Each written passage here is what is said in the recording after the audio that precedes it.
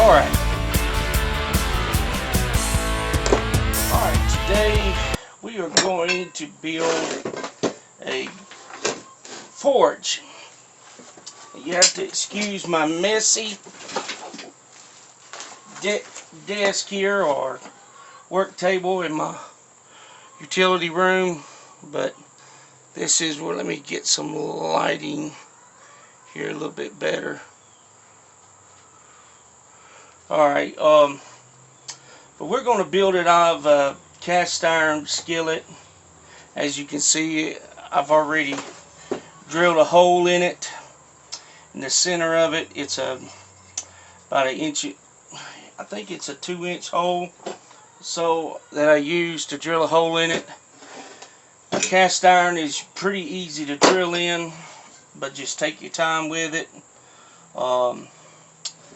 What you're going to need is a cast iron skillet, whatever size you want. You're going to need one of these. Now, the flange, it's a 1-inch flange.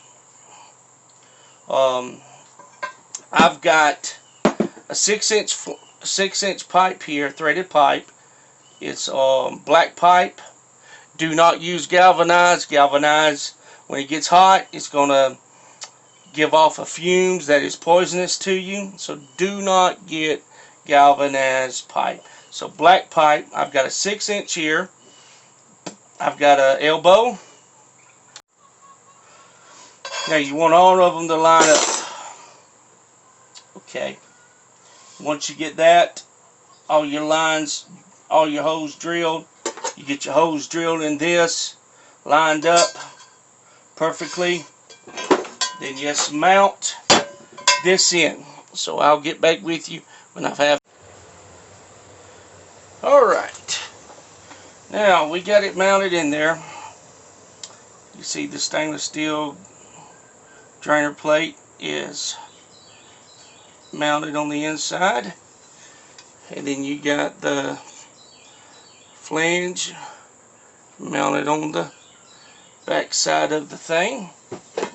And then this will screw on there just like that.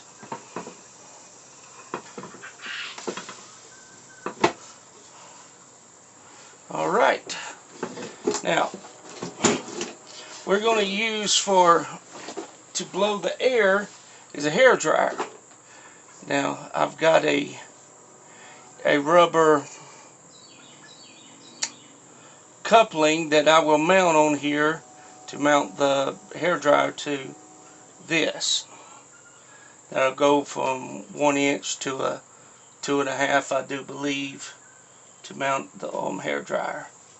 So I already have a forge that I built about 3 years ago, and it has rusted out, and I've got to tear the thing out, and I'm going to mount this in.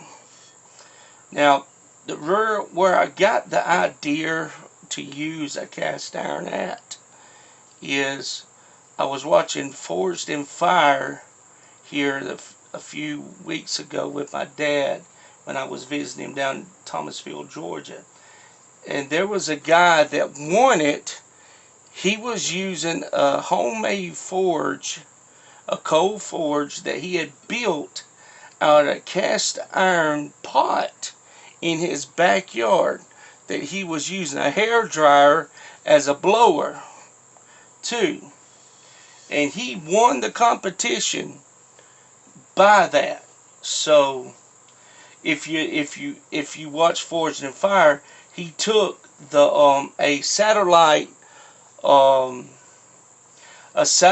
dish and cut a hole in it and mounted it to have a bigger surface for the coals and stuff, to make it bigger to mount around the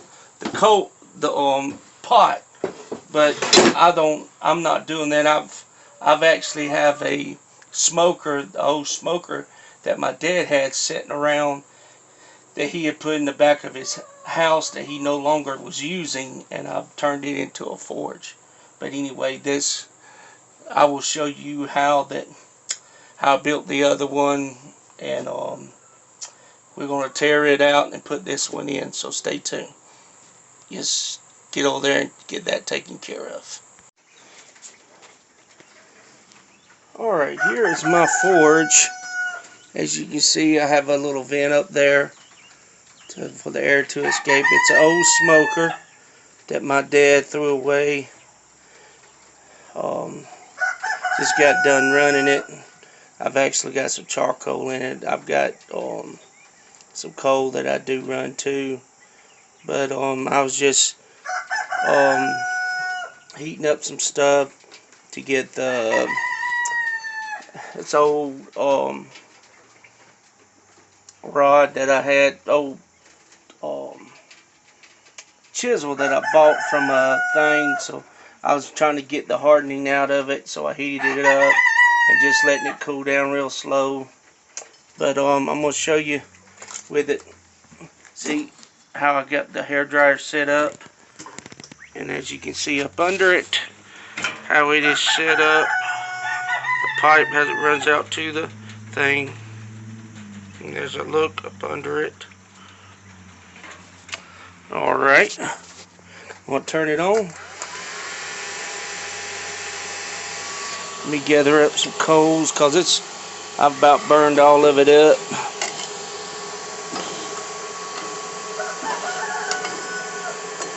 I'll about let it build back up here in a minute. There we go.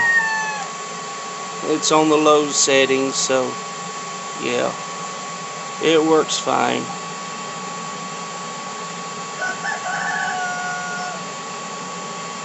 So I'm very happy with what I've got here now. So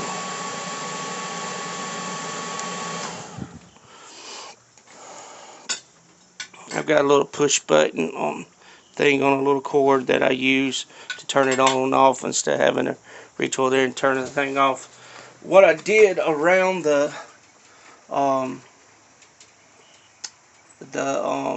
cast iron skillet, I took and put concrete around it. It is the one that has the fibers in it. It says it won't crack, but we'll see with heat. It probably will crack. But just kind of help insulate it to keep the heat from escaping and stuff, to try to build up the walls a little bit. But just, you know, it made it very heavy to move around now. But just trying to help a little bit. I should have put some perlite in with it. It probably would have helped a little bit, make it a little bit lighter. But I didn't have no perlite on me. Couldn't find none in the store. They were all out, so it's not that time of year yet. So, but I'm going to show you my anvil that I have. I went to a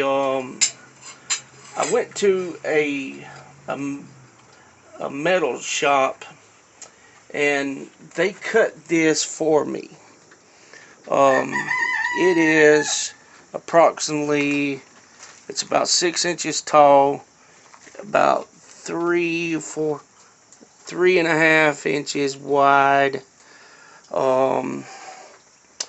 and that is a chunk of it. That's about 85 pounds right there, I think what it is, and that's what I use for my anvil. They cut that for me, and I think I paid like 30 something. They actually gave it to me, and then the metal, they said you can have the metal. I said, well, what would you charge to cut it out? And they charged me 30 something dollars to cut it. I think it was 38 with tax and everything to cut that out. Now I had to grind it down to make it smooth on the edges. So and I built this frame for it to sit on. I wished I had a log at the time, so I didn't, but I built this frame. It rings a lot, so I'm gonna get a log to put it on one of these days to try to help deaden the sound. But it works. But it's just another thing that you can, you know, if you're looking for something, go to a metal shop. Maybe they have something that would that they could, you know, cut to, you know, to make you one out of, you know. Just, it's a lot better. Even if I had to spend $100, it's a lot better spending $100 than spending $1,000 for a good anvil, because I don't have that kind of money. But anyway, this is my rebuilt homemade forge. So hope you like it. Please like, subscribe. I know this is a different video that I normally do, so thank you for watching it, and you have a wonderful day. God bless. Bye.